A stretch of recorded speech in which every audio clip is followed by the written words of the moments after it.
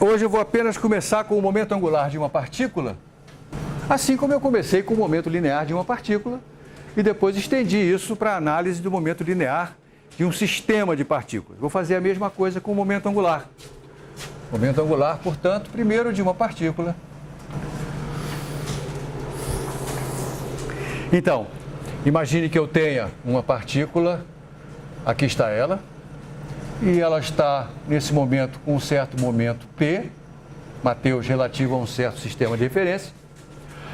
E eu vou escolher aqui uma origem O, a partir da qual eu vou estabelecer os vetores de posição. Aqui está o vetor posição da partícula num determinado instante. Tá?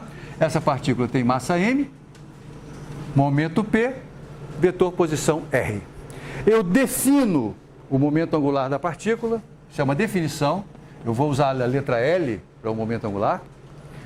Eu defino como sendo o produto vetorial de R por P. Essa definição já nos chama a pensar sobre o que eu estou fazendo, né? O produto vetorial de R por P é um outro vetor. Esse vetor, o que você sabe sobre ele? Ele é perpendicular ao plano formado por esses dois. Então, se esses dois estão no plano do quadro negro, o vetor L é um vetor perpendicular ao plano do quadro negro. Ele está apontando ou para fora ou para dentro. Para fora ou para dentro, Bianca? Regra da mão direita, lembram-se todos disso? Estique os seus dedos da mão direita na direção de R e gire até encontrar P. O seu polegar vai apontar na direção de L. Então lá vou eu tentando fazer isso, ó. Botei os meus dedos da mão direita na direção de R. Agora vou girar para encontrar P. Ih, não encontrei. O P não está para esse lado, o P está para o outro lado. Então tem que fazer assim. Meus dedos, girei e encontrei P, meu polegar. Então o vetor L é um vetor que aponta perpendicularmente ao quadro para dentro do quadro nessa situação. Eu vou representá-lo assim, ó. Eu estou olhando o rabinho da flecha, né? Se ele tivesse apontado para fora, eu desenharia uma rodinha com um ponto no meio, dizendo que eu estou vendo a ponta da flecha. Certo? Vamos então obter a equação de movimento do momento angular. Isto é, olhar para de que maneira ele varia com o tempo. Né, Sulamita? Você já sabe qual vai ser o resultado? É o torque. Vamos obtê-lo. Olha só. dL dt, ou L ponto. Estou brincando com os símbolos outra vez. É a derivada de um produto. Como é que eu derivo um produto? A gente sabe desde criancinha. Isso aqui é a derivada do primeiro vezes o segundo, não é isso? Mais o primeiro vezes a derivada do segundo. Mas quanto que dá esse produto vetorial aqui? R ponto vetorial P. Zero, Bruno? Por quê? R ponto é a velocidade. E P é a velocidade também. P é M vezes V, né? P é M vezes R ponto.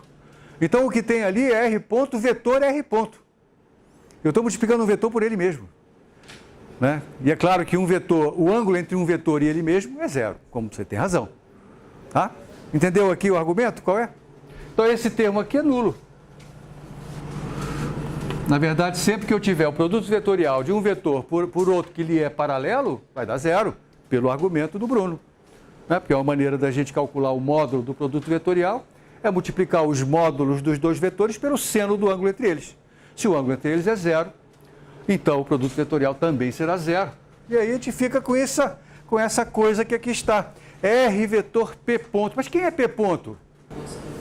É a segunda lei de Newton, força resultante. Então eu posso escrever que L ponto é igual a R vetor força externa, ou força resultante, nesse caso, estou falando de uma partícula, né? R vetor força externa. Alguns comentários antes de eu dar nomes ao que eu estou escrevendo. Em primeiro lugar, Mateus, o L depende da origem que eu escolher. Veja só, o L depende, na verdade, de duas coisas em primeiro lugar. Esquece a massa, velocidade, tarará. Claro que tem massa e velocidade nessa parada. Mas a velocidade depende do referencial a partir do qual eu estou olhando isso, né? A gente já falou sobre isso. Portanto, P depende do referencial. Além disso, o vetor R depende da origem que eu escolher. Então, um mesmo problema físico, olhado de um mesmo referencial, isto é, a velocidade é a mesma, a velocidade não muda, ou, perdão, se é o mesmo referencial, eu estou falando de um P que eu sei exatamente qual é, eu posso ter L's diferentes de acordo com a origem que eu escolher, tá vendo? Olha só, se eu escolho uma origem aqui, por exemplo, eu posso. Se eu escolher a origem aqui, para onde é que vai apontar o L? Para fora do quadro.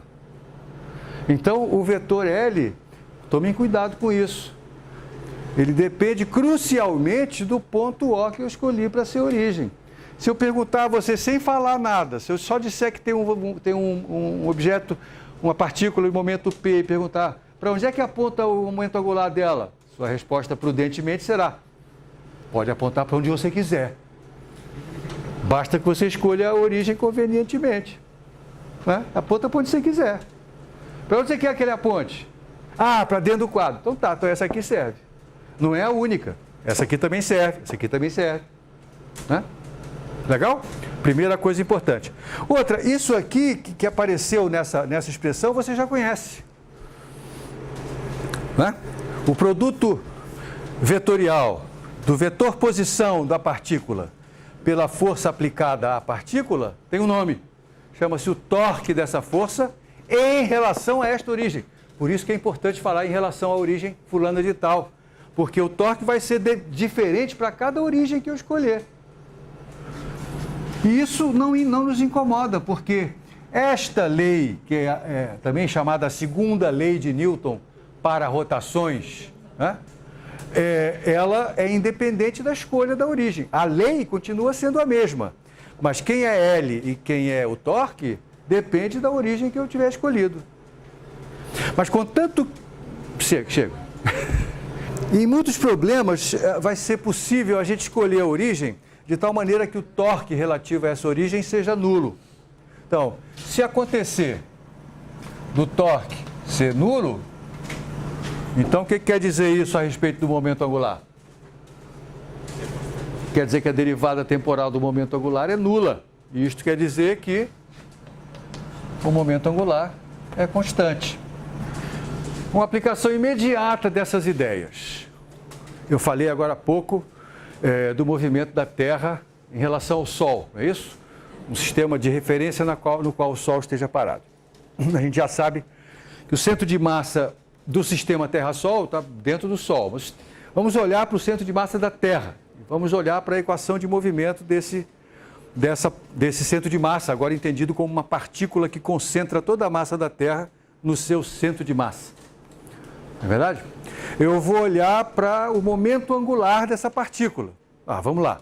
Eu tenho P, massa vezes a velocidade tangente à trajetória, sabemos que é uma elipse, quase um círculo no caso da Terra, né? mv está aqui. E agora, multiplicado pelo R na frente. Vou escolher a origem centrada no Sol. A origem está no Sol. Sol é o vetor R, aponta para o P, aponta para a direção da partícula, que eu estou chamando a Terra de uma partícula. O momento angular vai ser perpendicular a esse plano. O momento angular da Terra em relação à origem Sol é perpendicular ao plano formado pela própria órbita da Terra. A órbita da Terra, portanto, tem que ser plana. Por quê? Olha só, o torque é devido apenas à força produzida pelo Sol. Mas a força produzida pelo Sol é uma força central. O que quer dizer isso? É uma força que aponta para o Sol, aponta para o centro.